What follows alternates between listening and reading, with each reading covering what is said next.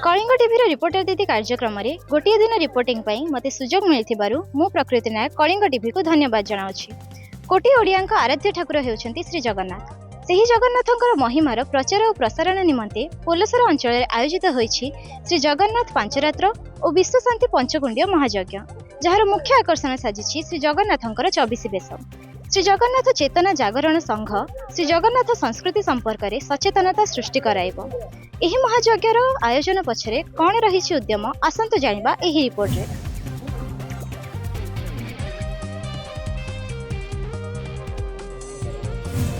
जदि आम जगन्नाथ संस्कृति के आपणा निश्चित भाव में आम मान व्यक्तिगत जीवन रू आरंभ कर सामाजिक जीवन मंगलमय हम आम देखिपुँ। आजिकल युव समाज विशेष भाव में जय जगन्नाथ महाप्रभु प्रति आकर्षित होती आम पोलसरा मटी 3 वर्ष धरी जो जगन्नाथ पांचरात्र चली तो निश्चित भाव में विशेष भाव में युवक भाई मैंने मिशिंट आ कार्यक्रम को आगे नौ।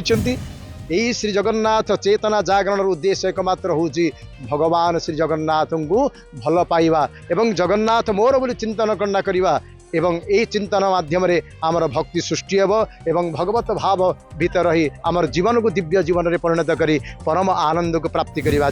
ए पंचरात्र उद्देश्य मनीष उद्धार हो, जगन्नाथ को भल पाऊ, समस्त मुखरे समस्त घरे संस्कार परिपूर्ण हो, संस्कार परिपूर्ण करिवार मार्ग हो जगन्नाथ पंचरात्र।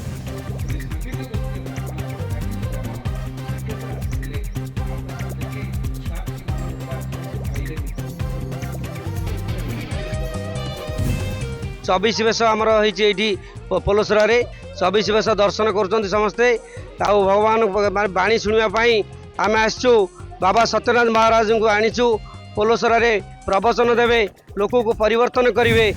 आम गोटे दिन ये जो 24 बेश प्रभुंर जो आपण मैंने दर्शन आपण ओ भाग्य कई नुहति आम भाग्यवान। एति खुशी लगुच माँ मैंने जो एत गहली होती ये जो आनंद बजार होती आनंद रे खाऊंच ये देखिक बेसी मन बड़ खुशी हो। आजिकल जो समाज रे जो कलुषित किसी कापट्यता आचरण ये आम समाज रे जो वर्तमान दुर्दशा देकी आम गति करुचे ताकू सतमार्ग रे आनिबा होची एही जगन्नाथ चेतना जागरण संघर मुख्य उद्देश्य।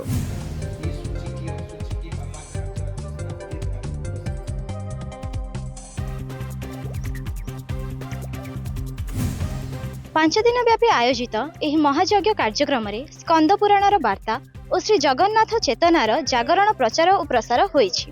पुरुषोत्तम क्षेत्र महात्म्य सहित श्री जगन्नाथ संस्कृति उपरे सुप्रतिष्ठित प्रवचक मानकर प्रवचन हजार हजार संख्यार श्रद्धालु मानकु मंत्रमुग्ध करी बांधि रखिछि। पोलसरारू कलिंग टीवी रिपोर्टर ज्योतिरंजन आचार्य सह मु प्रकृति नायक रिपोर्टर दीदी।